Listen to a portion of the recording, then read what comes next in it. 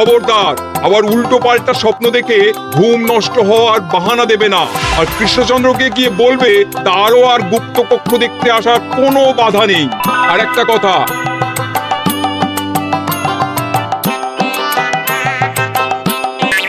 এইসব নিয়ে খুশি থাকো, তবে নবাবের খাস মহলের নিন্দে করে আবার ঢেঁড়া পিটিও না যেন।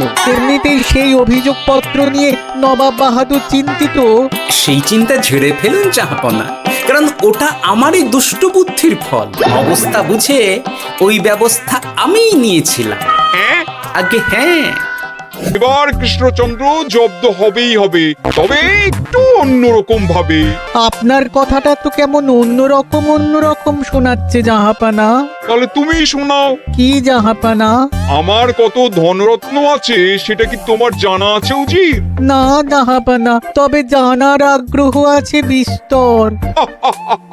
শুধু তোমার কেন, আরো অনেকেরই আগ্রহ আছে শুনলাম। আর সেটা যতক্ষণ না জানা যাচ্ছে ততক্ষণ মনটা কেমন খচখচ খচখচ করে। করে বই কি, এই তো প্রশ্নটা শোনার পর থেকেই আমার মনটাই কেমন একটা উস্কুস উস্কুস করতে শুরু করে দিয়েছে। আমার হাতে একটা অস্ত্র চলে এসেছে এবার, তাই আমি এমন এক প্যাঁচ কষবো যে কৃষ্ণচন্দ্র মনে মনে কিছুতেই শান্তি পাবে না।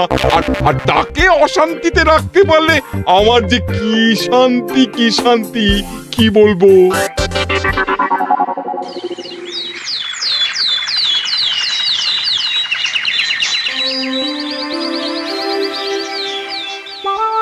কি যে বলি, মানে এমন আমন্ত্রণ পেলে তো আর না বলা যায় না। যে আমন্ত্রণ পত্র পেয়ে আপনি এত উল্লসিত আনন্দিত, সেই আমন্ত্রণ পত্র কার মহারাজ? আমার অনুমান এই পত্র নিশ্চয়ই নবাবের। তোমার অনুমান একেবারে সঠিক রাজ্যতীষী। উমা, তাই বুঝি আপনি এত খুশি? সব দেখে শুনে আমারও তো খুব আগ্রহ জাগছে। সে তো জাগবেই, তবে আগে ভাগেই বলে না দিয়ে আমি দেখছি কার কেমন সব চিন্তা ভাবনা মাথায় আসে। খবর তো একটা আছেই মহারাজ, তবে কথাতেই আছে না, যত হাসি তত কান্না। তাই ভালোর বদলে খারাপটাই মনে আসছে যে বেশি করে। বোঝো ঠেলা, সবকিছুতেই খালি ঘেঁটে দেওয়া। সত্যি গোপাল, আজকাল যেন সবাইতেই তুমি নেতিবাচক কথা বলো। এটাই তো গোপালের স্বভাব মহারাজ। সে যাই হোক, গোপালের অকর্মণ্যতা টের পেয়েই বোধ হয় নবাব শুধু আমাকে আর মন্ত্রীকে মুর্শিদাবাদে যাওয়ার নিমন্ত্রণ করেছেন। বেশ তো, ঘুরে আসুন না তবে, শুভস্য শীঘ্রম। তবে দরকার পড়লে এই ভাঙা কুলো গোপালকেই দরকারে লাগবে। কথাটা যেন খেয়াল থাকে মন্ত্রী মশাই।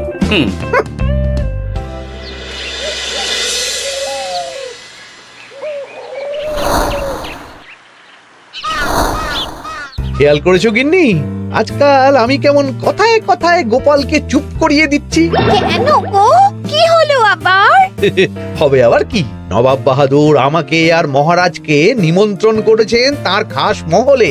ও শুনে যে আমার কি আনন্দ হচ্ছে। ও তাহলে এই ব্যাপার। আস্তে গিন্নি আস্তে, নবাবের ধন সম্পদ দেখার শখ মহারাজের অনেক দিনের। আমি শুনেছি নবাবের ওই খাস মহলের ভেতরেই নবাবের গুপ্ত কক্ষ আছে, যেখানে নবাব হীরা জহরত এসব রাখেন। একা তো সেখানে যাওয়া যাবে না, তাই এই মহারাজকে নিয়ে তুমি মুর্শিদাবাদে যাবে? যাবো তাই নয়, নবাবের গুণকীর্তন করে তার মেজাজ এমন ভালো করব যে নবাব সেখান থেকে কিছু দান খয়রাত করে ফেলবেন আমাকে। নাকি? তবে না তো কি, গোপাল তো খেতে পাবেই না, গন্ধও শুঁকতে পারবে না।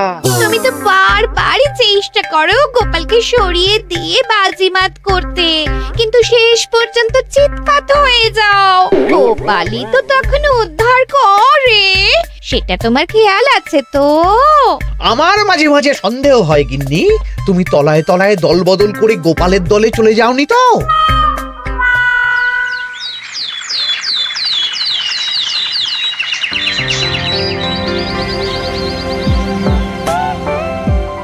এবার বুঝলে তো দাদু, আমরা কিন্তু তোমারই দলে। ঝালে ঝোলে অম্বলে সব সময় তোমার সঙ্গে সঙ্গে থাকি। তাই যখনই পাই তখনই তোমাকে সেবা করার সুযোগ হাতছাড়া করতে চাই না, কি বুঝলে?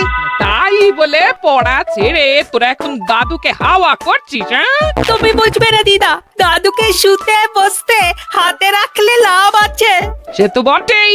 আর তুমি বা শুয়ে আছো কেন? তোমার কি কাজকর্ম কিছু নেই, হ্যাঁ? পড়ে পাওয়া 14 আনা ছুটি কাজে লাগিয়ে কদিন ভাবছি দিব্যি গায়ে হাওয়া লাগাবো, বুঝলে গিন্নি? আর আমরা এসে সেটাই করে দিচ্ছি। সে তো দেখতেই পাচ্ছি। তা ছুটিটা কি সে শুনি? ওদিকে মহারাজ আর মন্ত্রীমশাই নবাবের কাছে গেছেন, তাই এদিকে আমি শুয়ে পড়েছি, এই আর কি। কথাতেই তো আছে, চাষি গেল ঘর, লাঙল তুলে ধর, তাই না গিন্নি? কথায় কথায় দাদু ভালোই দিয়েছে। কোথায় মহারাজ তোমাকে সঙ্গে করে নিয়ে যায়নি বলে তোমার আফসোস হবে তা নয়, উল্টে তুমি শুয়ে শুয়ে হাওয়া খাচ্ছ, হ্যাঁ? আমার মন বলছে শুধু আমি নয়, নবাবও বাজাচ্ছেন ওদিকে। মহারাজ আর মন্ত্রীমশাইকে ঘটা করে কি আর এমনি এমনি ডেকে নিয়ে গেছেন সেখানে, হ্যাঁ?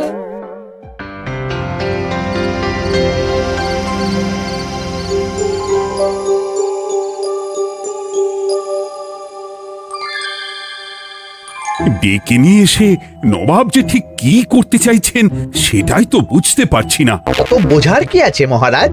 খাবো, শোবো আর গুপ্ত কক্ষে ঢুকে নবাবের সঞ্চয় দেখব, তাহলেই তো হবে। তাই কি আর হবে কে জানে। না না, জানতে তো আমাকে হবে। এখানে এসে তোমাদের কোনো অসুবিধা হচ্ছে কিনা সেটা আমাকে জানতে হবে না? আপনি কিচ্ছু ভাববেন না জাহাপানা, ব্যবস্থা সব করাই আছে। না না, এমনিতে কোনো অসুবিধে নেই, তবে একটা অস্বস্তি হচ্ছে বটে। আসলে মহারাজ বোধহয় মনে মনে ভাবছেন নবাব বাহাদুর নিশ্চয়ই তাকে ডেকে এনেছেন তার গুপ্ত কক্ষে কত মণিমাণিক্য ধন সম্পদ আছে সেটা দেখানোর জন্য। তাই নাকি? মানে এখানকার হিরে সেখানকার চুনি, অমুক দেশের পান্না তমুক দেশের মুক্ত। শুধু কি তাই, আরো কত কি। হ্যাঁ হ্যাঁ, সেগুলো যতক্ষণ না দেখতে পাচ্ছেন ততক্ষণ মহারাজ ঠিক স্বস্তি পাচ্ছেন না।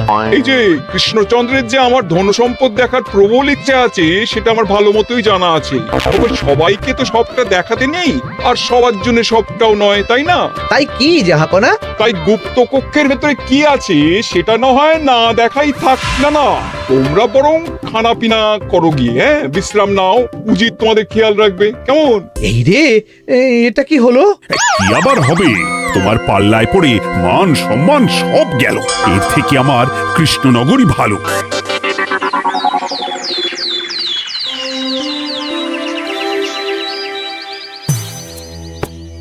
মুর্শিদাবাদ থেকে ফিরে আসার পর থেকেই কেমন থমথমে মুখ করে বসে আছেন মহারাজ। ব্যাপারটা কি? হাতির যত্ন কেমন হলো মহারাজ? কোনো ত্রুটি ছিল নাকি?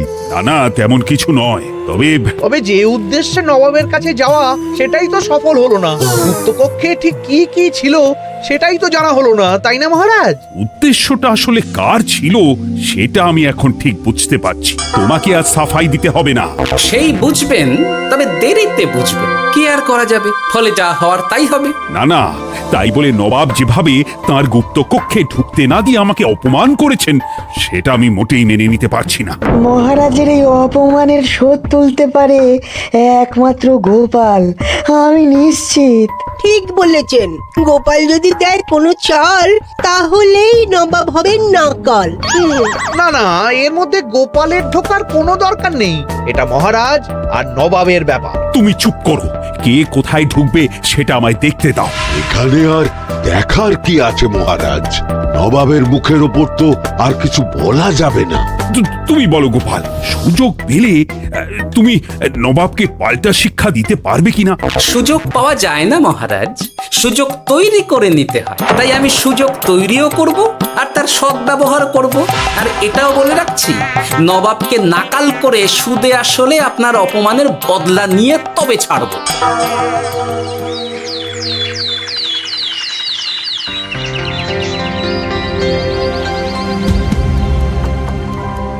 কি হলো জাহাপানা, আপনি যেমনটা চেয়েছিলেন তেমনটাই তো হলো। মহারাজ কৃষ্ণচন্দ্র মনের কথা মনেই চেপে রেখে মুখ চুন করে পালালো, তারপরেও আপনার মন ভালো নেই? না না হুজির, ঠিক জমলো না, তার উপর আবার এই বেনামি পত্র। সে কি মহারাজ কৃষ্ণচন্দ্রকে অপমান করে তাড়িয়ে দেওয়ার পরেও জমলো না? হ্যাঁ, আর কোন পত্রের কথা বলছেন জাহাপনা? কে পাঠিয়েছে, কোথা থেকে পাঠিয়েছে কিছুই বুঝতে পারছি না। তবে দু চার কথা যা লেখা আছে এতে, তাতেই তো চোখ কপালে উঠেছে। আমার খাস মহলের ব্যবস্থাপনায় নাকি ত্রুটি আছে, অতিথি আপ্যায়নে বিস্তর গলদ। সেটা আবার 5 কান? এই না মানে 1 কান হলো কি করে? কানাকানি হোক বা না হোক, জানাজানি হতে কিন্তু দেরি নেই। নাও থালা সামলাও, এদিকে গোপালও এসে হাজির। এমনি এমনি কি আর এসেছি জাহাপনা? আসলে মহারাজ এসে আপনার খাস মহলে ছিলেন বটে, তবে যে শয্যায় মহারাজকে শুতে দেওয়া হয়েছিল সেটা ছিল অসমান আর শক্ত। তাই আমি ছুটে এসেছি আপনার এইরকম নিম্নমানের সামগ্রী আর ব্যবস্থাপনা দেখার জন্য। এখানে আবার দেখার কি আছে? সবাই তো জানে নবাবের ধন সম্পদের কথা, এবার না হয় আমি নবাবের দৈন্য দশার কথা জানাবো সবাইকে।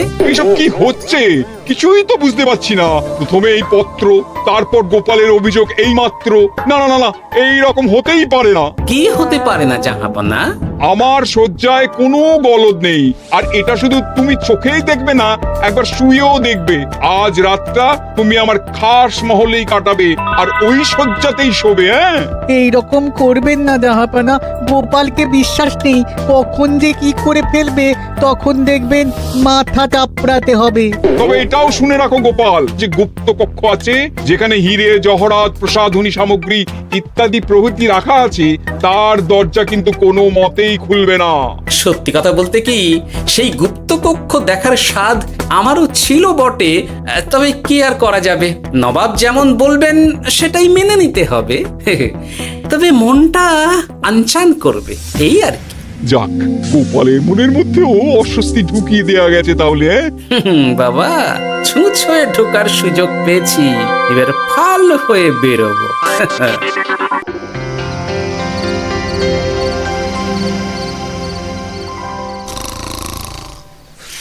আপনি কিচ্ছু ভাববেন না জাহাপনা, গোপালকে আমি চোখে চোখেই রেখেছি।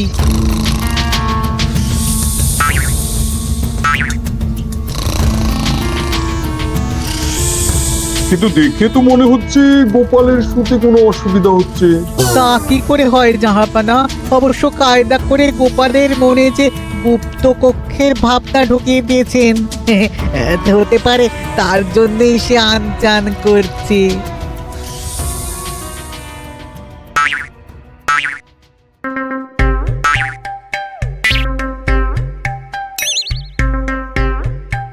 ওই দেখো, গোপাল হঠাৎ কি শুরু করেছে। তাই তো, কিন্তু কি করতে চাইছেটা কি? কি হলো গোপাল, কিছু বলবে নাকি? এ কি, আমি কোথায়? ও, এটা তো রাসমহলই মনে হচ্ছে। এখানেই তো তুমি ছিলে, কি মুশকিল। আচ্ছা, তোমার অসুবিধাটা ঠিক কোথায় হচ্ছে বলো তো? না না, শুতে তেমন কোনো অসুবিধা বোঝার আগেই তো অন্য অসুবিধে শুরু হয়ে গেল। আসলে সত্যি সত্যি তো আর গুপ্ত কক্ষে ঢুকতে পারিনি, তাই স্বপ্নে ঢুকেছিলাম মনে হলো। তারপর সেখানে ঢুকেই দেখতে পেলাম বস্তা বস্তা ধনরত্ন। আমি তো সেই বস্তার ভেতরে হাত ঢুকিয়ে সেগুলোকেই 2 হাত দিয়ে তুলছিলাম।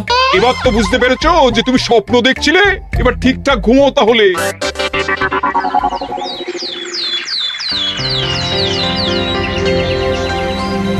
কাল রাতে গোপাল আচ্ছা ঝামেলায় ফেলেছিল। কবে ফেলে না জাহাপনা?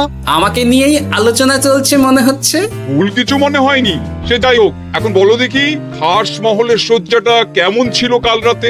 সে আর কি করে বলি জাহাপনা, স্বপ্ন দেখার চক্করে ঘুমের দিকে তেমন মন দিতে পারিনি যে। গোপাল মানেই গোলমাল, আবার বাহানা দিতে শুরু করেছে। তাই বলছিলাম কি, আর এক রাত না ঘুমোলে ঠিক মতো বলতে পারবো না। বেশ তো, আর এক রাত থাকো না হয়, তবে আমারও একটা শর্ত আছে। আগের রাতে তুমি স্বপ্নের ঘরে যা কাণ্ড ঘটিয়েছো না, তাতে জাহাপনা খুব বিরক্ত, বুঝতে পারছো নিশ্চয়ই। বুঝেছি তো, তবে যে কোনো শর্তেই আমি খাস মহলে শুতে রাজি।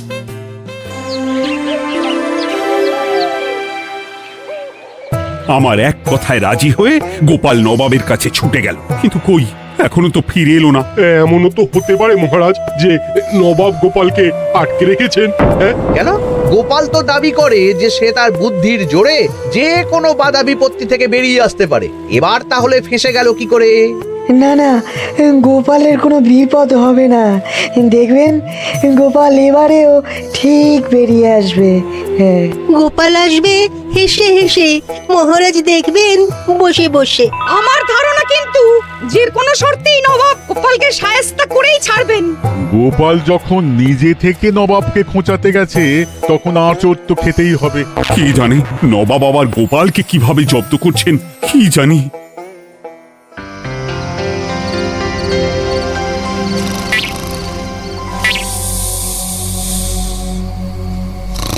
ব্যবস্থাপনায় কোনো ত্রুটি নেই জাহাপানা, তবে আজ গোপালকে না আচ্ছা জব্দ করা হয়েছে জাহাপানা।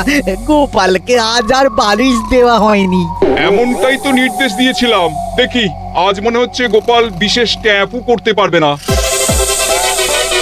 কিন্তু এ কি, গোপাল যে আবার উসখুস করছে। তাই তো দেখছি।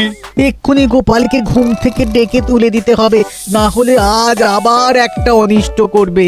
না না, আজ আর কিছুই করতে পারবে না, বালিশই তো নেই।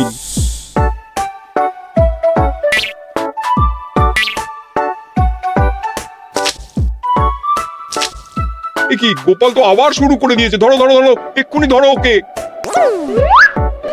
আরে ওঠো ওঠো, জেগে ওঠো গোপাল। আরে হচ্ছেটা কি? আজ আবার তোমার কি হলো?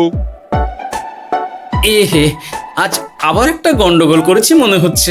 গন্ডগোল বলে গন্ডগোল, জল ছড়িয়ে কি অবস্থা করেছো দেখো।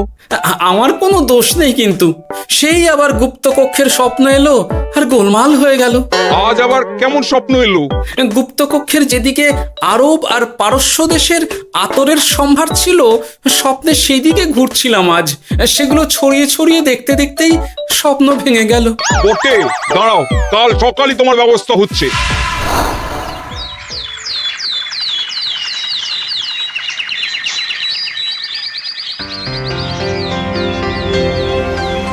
গোপালের বিদায় করার ব্যবস্থা পাকা হয়েছে তো উজির? কি যে বলেন জাহাপানা, আপনি কিছু করতে বললে আমি কি সেই কাজ ফেলে রাখি নাকি? কি ব্যবস্থা করলে শুনি? তোমার তো আবার 18 মাসে বছর। এবারে আর সেটা বলতে পারবেন না। ঘোড়ার পিঠে চেপে এতক্ষণে হয়তো গোপাল কৃষ্ণনগরে পৌঁছেও গেছে। যাক, আপদ বিদেয় হয়েছে তাহলে। সর্বনাশ হয়ে গেছে জাহাপানা। আবার কি হলো? গোপাল তো ওই খাসমহল ছেড়ে যায়নি, উল্টে কোথা থেকে একটা ওই ঢেঁড়া জোগাড় করে এনে ওই সবকিছু ঘেঁটে দেওয়ার চেষ্টা করছে। বোঝো ঠেলা, এবারে নবাবই দেখুক কি করে সামলাবে।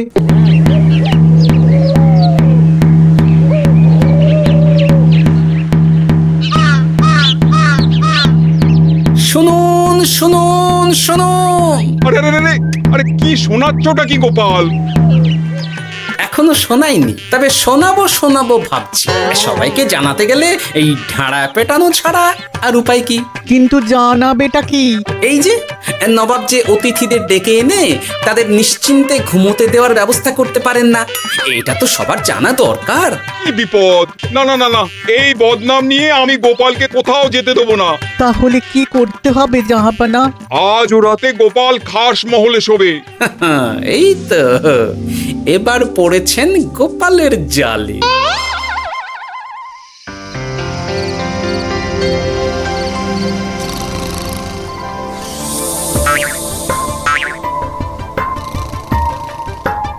আজ গোপাল নিশ্চিন্তে ঘুমোবে। স্বপ্ন অস্বস্তি হওয়ার মতন কিছুই হবে না আজ। গোপালকে ভরসা নেই জাহাপানা, কখন যে কি করে ফেলে বলা তো যায় না। না না, আমি নিশ্চিত আজ আর কিছুই হবে না।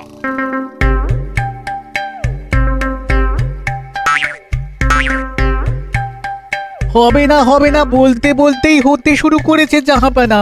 আরে ওকে গিয়ে চেপে ধরো এক্ষুনি। ঘুমের ঘোরে আবার কি করছো গোপাল?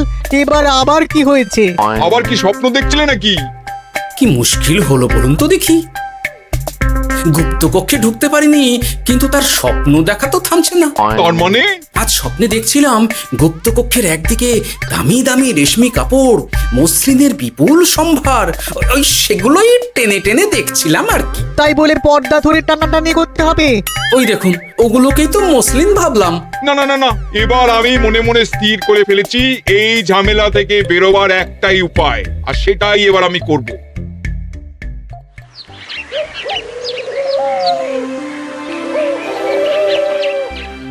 গোপালের ফিরতে কিন্তু এবার সত্যিই দেরি হচ্ছে। দেখুন, হয়তো গোপাল বেশি বাহাদুরি দেখাতে গিয়ে ফেসে গেছে। হেসে নয়, এই যে কেমন হেসে হেসে এসেছি দেখুন। এই তো গোপাল ফিরে এসেছে।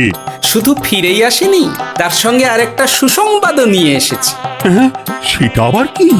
আমার প্যাঁচে পড়ে নবাব শেষ পর্যন্ত বাধ্য হয়েছেন গুপ্তকক্ষ খুলে দিতে, সঙ্গে কিছু উপঢৌকনও দিয়েছেন। ব্যাপারটা ঠিক কেমন করে কি হলো বলো দেখি। বলছি মহারাজ, নবাব বাহাদুর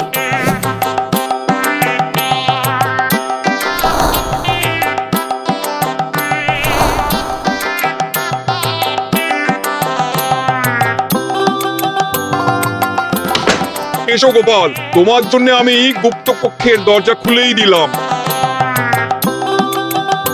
তবে খবরদার, আবার উল্টো পাল্টা স্বপ্ন দেখে ঘুম নষ্ট হওয়ার বাহানা দেবে না। আর কৃষ্ণচন্দ্রকে গিয়ে বলবে তারও আর গুপ্ত কক্ষ দেখতে আসার কোনো বাধা নেই। আর একটা কথা,